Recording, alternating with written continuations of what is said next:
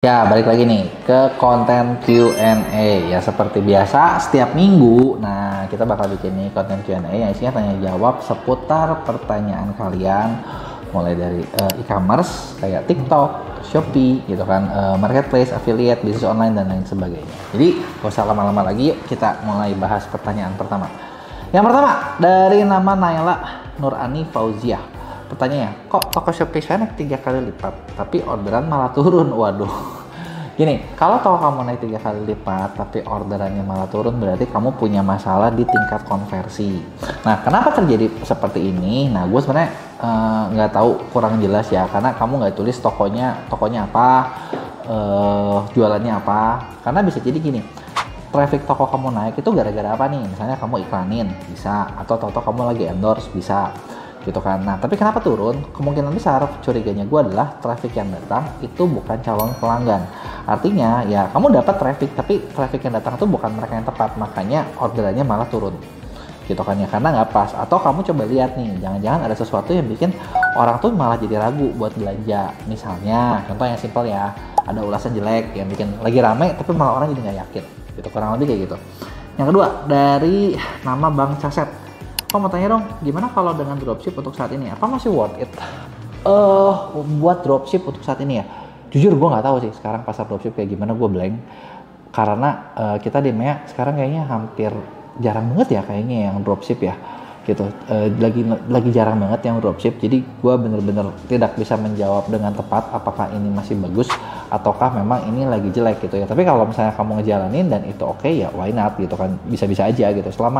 Sebenarnya kalau yang ngejalanin masih untung sih harusnya bisa-bisa aja. Cuman menurut gua kenapa dropship itu sekarang mungkin nggak akan se-shining kemarin ya, atau nggak tahu juga bisa shining apa nggak. Soalnya banyak platform tuh mereka memang lagi yang dikejar sama platform adalah langsung si suppliernya gitu, langsung ke si brandnya, langsung ke si sellernya gitu. Nah, terus yang ketiga dari Arjuna Sport. Kok akun saya dibatasi cuma dapat 1 pesanan per harinya, 0 atau 1. Kalau udah dapat order 1, stok terjual habis semua produk. Cara biar bisa dapat pesanan 100 setiap harinya. Ini kayaknya kena OVL. Ini kayaknya kena OVL gitu kan. Nah, mungkin kamu lagi kena pelanggaran atau kena punya poin penalti yang gede, jadinya dibatasin. Caranya biar bisa balik 100 ya harus lepas dulu nih dari pelanggaran atau penaltinya gitu kan. Sebenarnya ini yang harus ditahu tuh kenapa gitu kan. Bener nggak? Kita di MEA punya satu service namanya TS Pro, dimana di situ tuh itu kadang bisa bantuin nih masalah-masalah seperti ini gitu. Cuman harus dilihat dulu kayak produknya apa, jualannya apa gitu kan. Ya kamu juga nanti bisa ini sih, nanti gua kasih nomor si tim sales kita gitu ya, nanti kamu coba kontak deh, tanyain. Gak tahu ini bisa kebantuin atau nggak ya, siapa tahu bisa kebantuin. Karena kalau yang kayak gini karena OVL atau kenapa itu jalur biasa tuh nggak mungkin. Lu chat ke TikTok mau sampai lu chat sampai jari lu bengkak juga nggak akan ada, karena memang nggak bisa tembus gitu loh kayak gitu. Nah, terus Chandra Nugraha, kok toko baru TikTok biar ada fitur pre-order gimana caranya? Nah, toko baru kalau buat fitur pre-order cara biasa nggak bisa. Itu apa ya? Lu kalau buat dapat itu ya lu harus lewat dulu gitu loh fase toko barunya gitu loh. Nah, kalau di TSP kayaknya bisa. Sama mirip sama yang sebelumnya, itu lu perlu kerjasama dengan agensi TSP.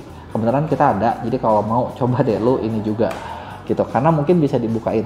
Tapi karena gini, TikTok itu fair ngomong gini ya, jadi kayak ada beberapa fitur-fitur itu tuh kayak suka misalnya gini, kayak lu biasa nggak bisa gitu, harus di whitelist dulu baru bisa gitu kan.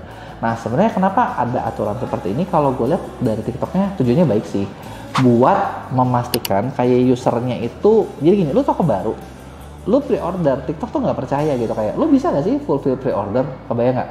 Jadi kayak dia tuh harus tahu dulu nih, lu bisa ini, itu baru lu dikasih fitur yang macam-macam gitu. Karena untuk nge-bypass itu ya lewat dari TikTok Shop Partner gitu. Karena itu lu kontak ke di kita, mungkin kita bisa bantuin. Terus nama akun Ramsi, kok ada yang kayak gini, ada juga yang kayak gini nih, kita gabung grup. Nah, kalau kita dapat dari TikTok setiap narik komisi, kita harus store pendapatan kita, itu pendapatnya gimana? Oh, ini kayaknya lu lagi ikutan apa sih? Aneh loh ini. Sebenarnya gue nggak tahu ya, gue baru dengar. Jadi kayak lu gabung satu grup, ini affiliate, ketika dapat komisi lu harus store pendapatannya gitu kan. Nah, mau keluar dari situ nggak bisa, soalnya dia ngerasa punya jasa gitu loh. Gimana penjelasannya sedih banget, tiap narik harus store, padahal yang lain gabung grup bayarnya cuma pas masuk doang, nggak setiap narik harus storein. Ya sebenarnya lu keluar aja gitu kan. Emang kenapa gitu kalau misalnya lu harus setor tuh berarti lu harus ngasih apa udah otomatis dipotong apa gimana nih gitu. Nah gini, sebenarnya kalau kayak di MCN gitu ya, MCN yang real ya, itu lu misalnya lu gabung nih masuk, lu binding, itu ada kontraknya, jadi 2 bulan, 3 bulan gitu kan. Nah setelah kontrak lu terserah mau perpanjang apa enggak, lu nggak mau perpanjang pun nggak masalah, tapi ketika lu perpanjang, lu di situ dapat banyak value-value lain. Kalau ini sih kayaknya lu lagi kayak dipalak gitu ya. Kayak dipalak gitu. Nah terus jasanya jasa apa gitu, karena itu kan yang sebenarnya nggak jelas kan. Sebenarnya gini nih, kalau misalnya kayak gitu coba deh, kalau mungkin kita bisa coba bantuin gitu ya, lu coba nanti chat ya, nanti gua ada beberapa kontak timnya, nanti gua ini ya buat lu coba chat ke tim gua gitu kan, nanti siapa tahu bisa kita bantu cekin, terus udah gitu kita bisa apa sih ya, bisa lepasin lu dari yang kayak gitu. Oke. Nah berikutnya dari Anita, kok tolong dijawab kenapa ya saya kasih harga jual produk saya 8599 tapi yang masuk saldonya jadi 80.000. Nah ini kayaknya kena admin deh kalau misalnya harga jual 8599 jadi 5.000, itu kan kurang lebih 6.000 ya kenanya.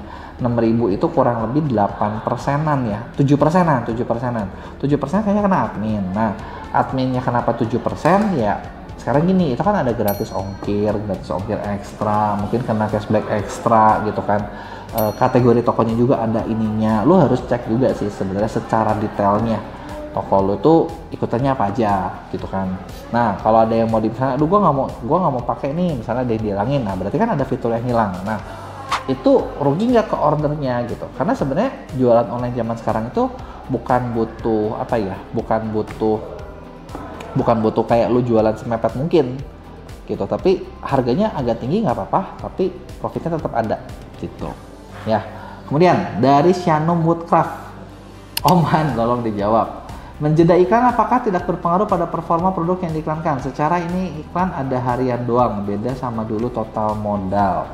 Sebenarnya menjeda iklan ngaruh nggak? Pasti ada ngaruh. Kenapa? Karena ketika lu iklanin kan trafficnya lebih besar, yang berujung ke penjualan harian, penjualan minggunya lebih besar.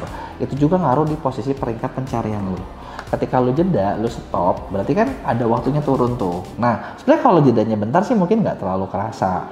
Tapi kalau jedanya lama, nah ini bisa kerasa karena peringkatnya bisa turunnya banyak. Terus dari Intan Londa, mau tanya kok cara daftar TikTok kreator gimana caranya? Bingung, aku udah daftar TikTok dari tahun 2020 tapi tidak pernah dapat penghasilan.